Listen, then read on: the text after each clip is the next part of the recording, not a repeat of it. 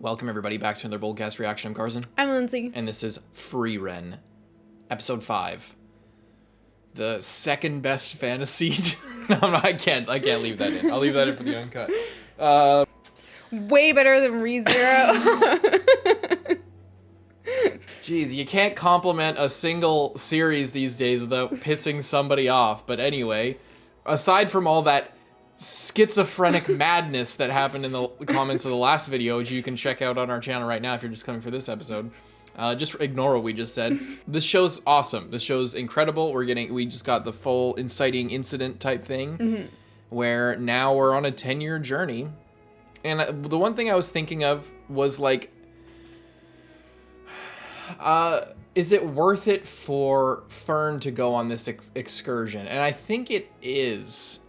Cause like she really cares about magic, and you know she's gonna be discovering, like, it's gonna take a long time, but like if pursuing magic is like a big part of her existence, then like it would be 10 years well spent. It's just that it's the prime years of her life that she's gonna be spending doing this. Yeah. You know, I was thinking about that a lot, and I wonder if that'll be sort of tackled a lot more in this episode or the next ones. I think the thing that makes it worth it to Fern is, like I was talking about last time, she doesn't actually have anything else that she wants to do. Like she doesn't have anything specific that she wants to do, and then if she goes on this journey, then she might come out on the other side at like 26 or whatever, because I think she's 16, and like then know what she wants to do, right. Or somewhere along the way figure out what she wants to do, or maybe what she wants to do is just stay with Frieren longer and learn from her.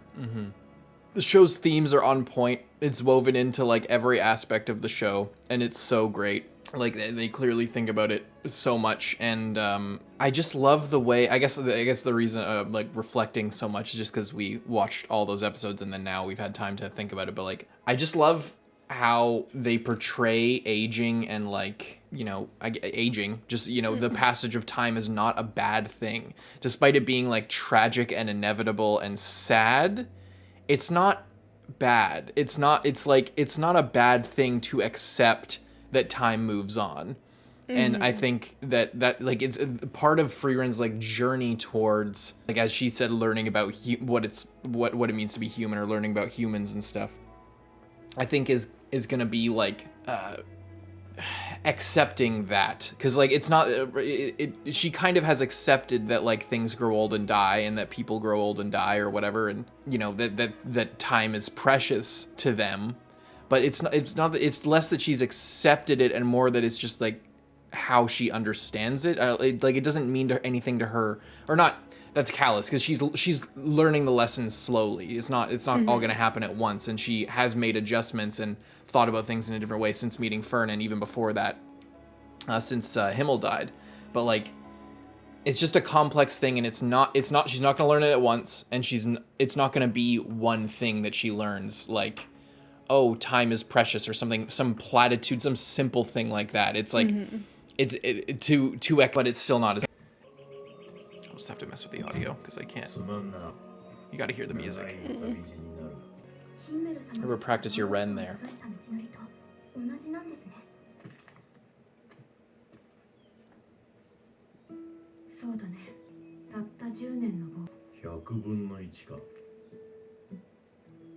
I love how sentimental Eisen is.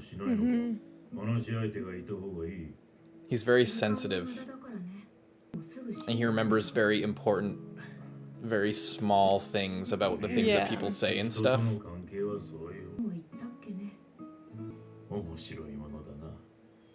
Omoshiroi.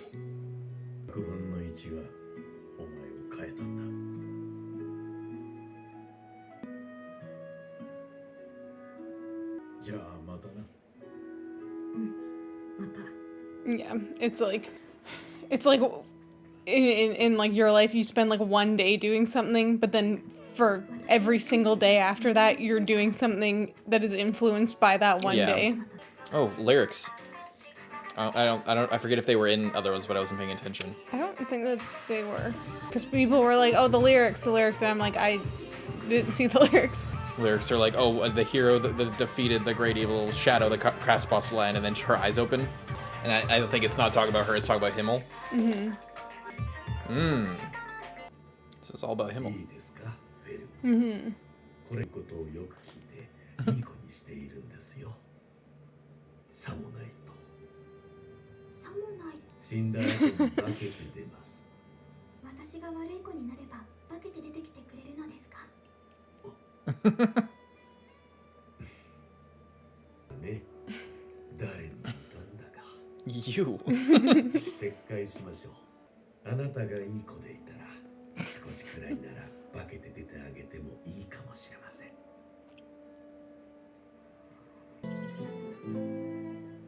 God, Red Roost, so derivative. I just make the same terrible, like, make one conversation the entire personality of the series.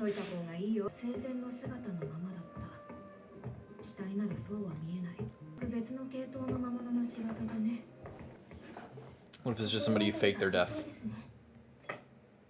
悪趣味なやつだから出会わないように気をつけないと。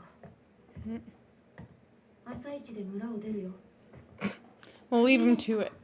待っていました。ヒンメルたちみたいなこと言うね。ケン様とは違っていい子なので。まあ、いいならいいか。道は通るわけだしね。ここが最近十分。Such as. ここで魔法が使われた形跡があります。Like what? どんな魔法だと思う？幻影魔法です。誘い込む魔物がいると。Oh, you've been reading stuff now. Lots of character progression.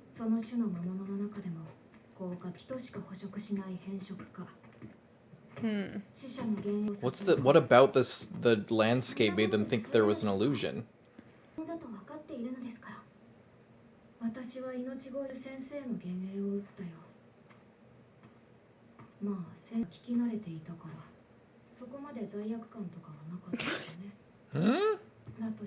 What?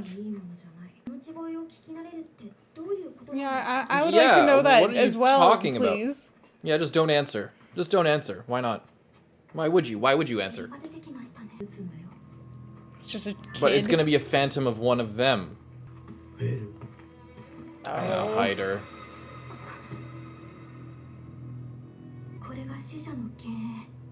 But there's this thing about promising to visit her if she was good, and she said that she was a good girl.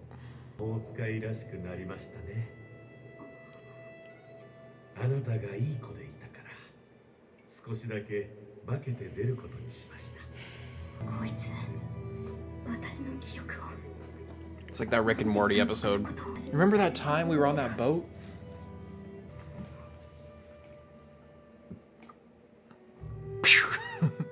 Without hesitation. Clearly there's somebody more important. It's been on your mind the last 30 years, 50 years.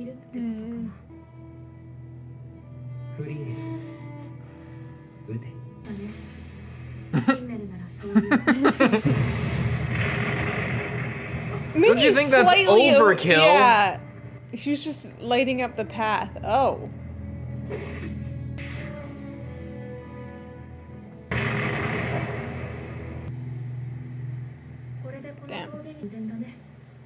Well, I mean, yeah.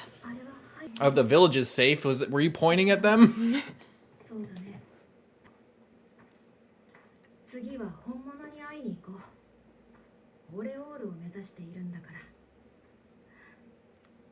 What if there's a twist in the book that's like, it doesn't just show your memories, it actually shows. But she just like rewrote that part of the book so that she wouldn't be sad. I don't think she would do that. A dragon? Holy shit, dragons are alive? I thought those were like people. Ooh. Oh. These fucking dragons. A solar dragon. I wonder how intelligent it is. Just burns the book. Destroys everything. That's not good.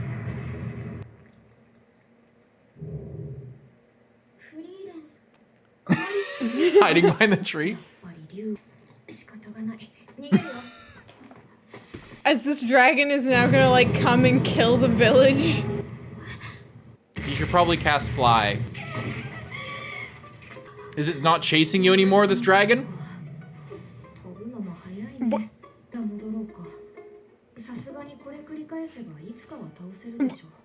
That was like a certain other white-haired character in another story that we've reacted to recently.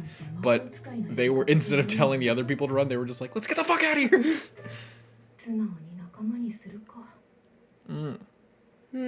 Hired help. ああ、シュタルクという戦士がいる。北側諸国に入る拾ってやれ。俺の弟子。That's why he's got an axe in the OP. He's my apprentice. He's not a Did good warrior. You hear me? I wonder why he's not there with them anymore. Maybe He probably got bored and was like, fuck this shit, old man. the dragon just comes in and burns everything down. Dragons usually only like attack a, I imagine they would only attack a village if like If, like, the people that just blasted it with something were in there.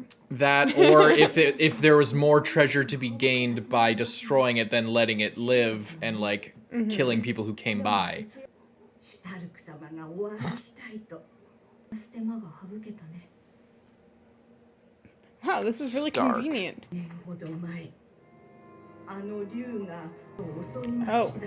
Well, that is a convenient thing based on what we were just talking about. そんな時に現れたのがシュタルク様です。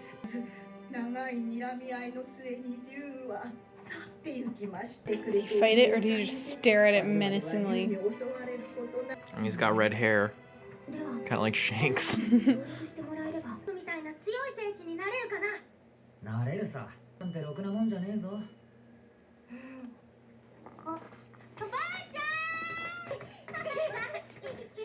How the grandma is like barely taller than these like toddler children. この額の傷も暗黒竜だと。 Oh damn. そんなじゃないでしょ。お前ら師匠の差し金か。大使いフリーレン。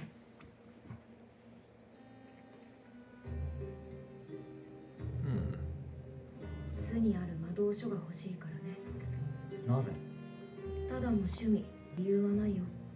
相手は竜だぞ。裏は相手じゃねえだろ。そうだね。集めた魔法を褒めてくれたバカがいた。それが理由になるかな。褒めてくれ。 No. Why would I care about that? くだらねえな。でしょ。仲間になるのは別に構わないぜ。連れてけって言ったんだろ。ただ、公共竜だけは絶対に倒してもらう。それじゃ厳しくてな。フリーレン、お前なら倒せるんだな。してもらえれば確実に。なるほど。30秒か。それ、俺がやらないと。何を言っているのですか、この人は。やっぱりそういうことか。シュタルク、魔物との。 None. 最初は立ち向かった。 From behind, he looked all badass, but he's really just. 家を野菜みたいに上切りにしちまうんだぜ。人間か。 Yeah, like, It just he just kind of made it awkward for a second. This is like a certain character in One Punch Man. フリーレン様、こいつのためです。他を当たりましょう。いや、こいつは竜と戦える。できるはずだ。 believes in him. I think she believes in his training. She believes in Eisen more than anything.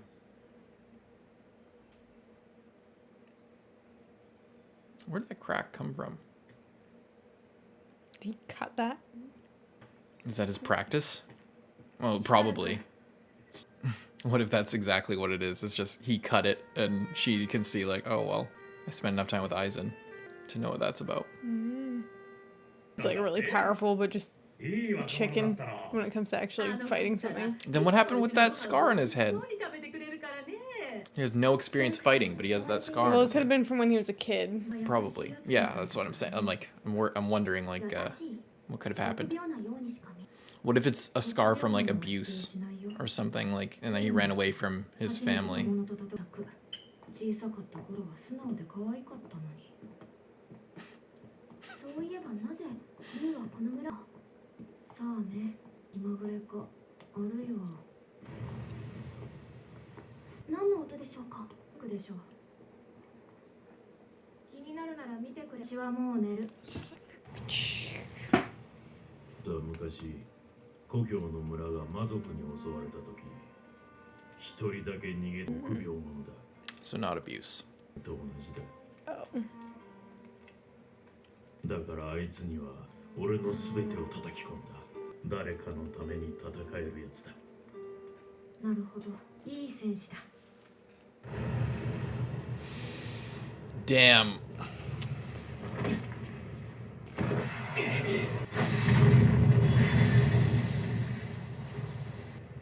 Jesus. This reminds me of, I know we're not trying not to bring up ReZero, but like in the Giguk ReZero in 8 minutes, like, I wanted a swordsman, not a suicide bomber.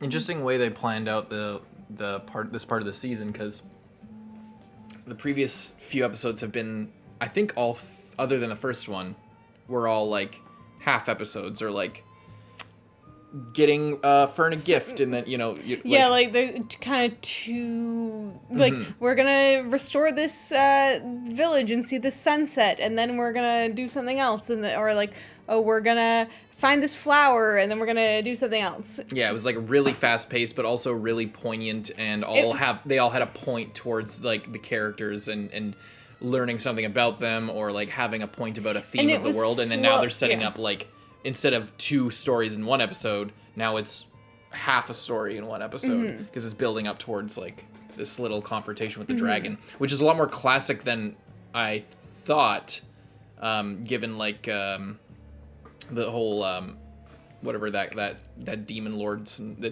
demon king lord's name, whatever it was, that was kind of subversive, and it was like this guy was getting unsealed, and there's this he has this crazy attack, and then we learn about the world through like that whole encounter. In this one, they're instead of having a I mean, maybe there'll be something about the dragon, but it seems like they're having a very classic kill the dragon, get the loot, and just save the town, and you know, become a man type thing, like, and in order to get to know Stark.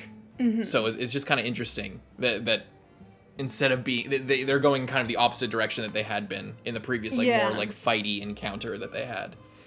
Just kind of interesting how they're switching things up at this point in the story, and how that works into the production, because obviously if it was a manga, you know, it was probably written differently, but the fact that they adapted everything in this way so that episode 4 cuts off, gets started on the big journey, and then the kind of structure of the show seems to be changing. It's it's just cool from a production. I guess I'm interested to see if like the rest of the show is going to be more like this, or if we'll like get this story and then it'll kind of like the pacing may go back to the other way, or might just like switch up depending on like sort of the arc and what's going on in the story.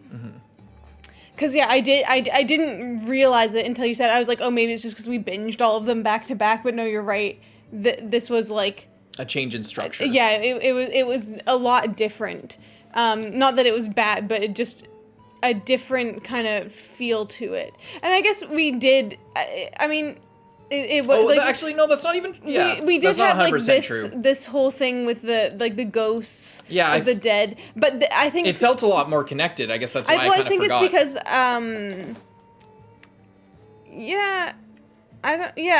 I guess no, never mind. No, it was the same. No, completely never mind. But yeah, never mind.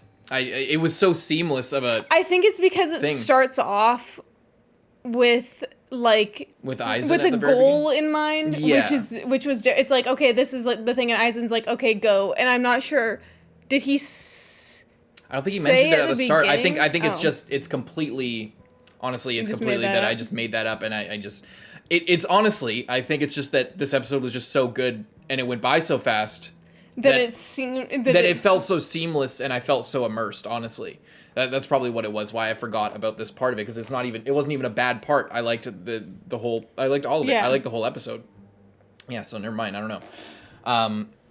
But the part about like slaying the dragon, that thing, I think that's still, I think, an interesting point, because like, yeah, it's slay the dragon, get the loot, become a man, whatever, prove yourself. Yeah. And again, we have like the sort of the theme of Frieren, who is, like learning about people, and she like knowing people a lot better than she kind of thinks she does. Like she sees him there. She sees Stark and is like, oh, I see the full picture of exactly what is going on here. He's just like this other guy that I'm very familiar with, and I believe in him, and I'm just gonna kind of like force him. Like he just needs to do it sooner or later, and then he can like move on with his life instead of just kind of being like scared, even though he's clearly more than capable if he's like carving this massive like crack in this cliffside day in and every night. He's just like, and the dragon, and that's the thing, is like we find out that the dragon is actually scared of him and is not coming back because he is like making this massive show of strength every day, but he doesn't realize that. He's just like, oh, the dragon just hasn't come back yet, and I guess that's fine. But he thinks it's just a fluke, but really it's something inside him. It's this courage and this power within him, that the dragon can probably see. Yeah. And he feels like a fraud. And I mean, he kind of is, 'cause he didn't fight the dragon, but he did still like, but he's just a coward. Stand there, and he didn't run away even when everyone else like ran away when the dragon was there, or was like, crying, and he at least stood there and looked kind of cool from the back anyway. Well, and when he was a kid, he was the only one who survived because he ran. Right? Yeah. So and I feel like that's very telling for his personality, and it's clearly a pattern that he's learned, or that it's what worked for him is to run. So then it makes it probably more difficult for him to have the courage in order to face the dragon, even though he probably has enough power to defeat it on his own. And I think that's what Frieren thinks, like, oh, just give me 30 seconds and I'll do it. I think that she's probably going to pull some shit of helping him get the final blow. Well, it's kind of the same thing as, like, with Fern having to learn all this defensive magic, and then they go up against the old, most powerful thing from 80 years ago, and it kind of gives Fern this, like, confidence boost, because she was just doing something that she thought was basic, and then it got put into perspective of, oh, actually, this is, like, kind of crazy when you compare it to, when you put it in this situation. It's like, oh, this is, like, amazing that people 80 years ago never could have even believed that you could just use a shield magic, basically. And it's kind of all about the, again, with the sort of temporariness of everything, and time marches on and stuff. It's also that, like, the next generation has a power in it. That being young is a privilege, and it's a gift in a way, and that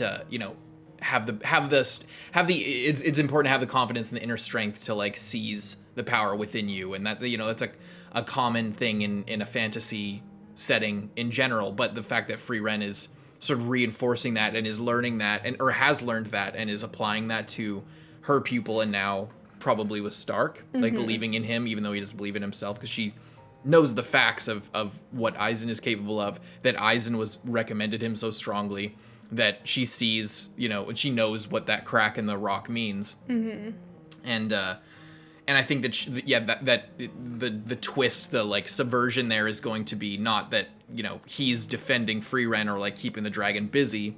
It's that she's going to make him think that, and then in the last moment she'll, like, you have to do it, Stark, and then he'll, like, do it. And then he'll do the attack, and it'll be a big, crazy thing, and he'll save the day. Or she just knows that, like, he can just one-hit this dragon, and it's like... Well, yeah, but she's like, setting up... She's like... keep it busy, but it's like he's just going to deck this dragon instantly, and it's not even going to be a problem. Either just deck it instantly... Yeah, that's literally what I just said, first of all. But I'm saying, I think that she's going to... In terms of the drama of it is what I'm kind of describing. There's going to be something like that, possibly, where she's going to give him an opportunity to prove to himself that he is strong enough to take down the dragon, and prove to himself that he is capable and not a coward, and that he can have confidence.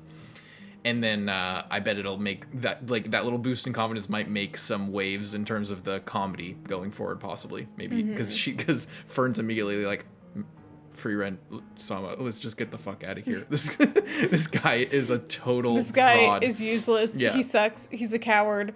And so so that not only is like this like whole situation kind of teaching Stark something, but it's also teaching Fern something, because she's really young, so when she sees this guy, she just sees like the surface level of like, oh, he's a coward who ran away, and then is like pretending to be awesome when he's not.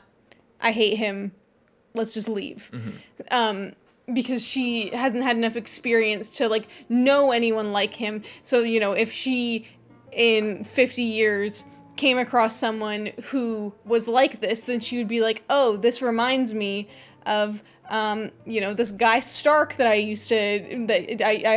went on this 10-year-long journey with, and now I have respect for like this new person that I just met, because I can tell that he is the same as that, but she just doesn't have like those experiences yet, so she can't relate him to anyone else. Yeah, it's kind of similar to with the flowers and everything, how Fern needs to learn to like be present and not be so in a rush, because not that she's super in a rush all the time, but she obviously has a shorter life. So with the flowers and everything, she was just like, we need to let's just compromise and not do what we need to do like in this moment, and just give up and go, because we're wasting time here.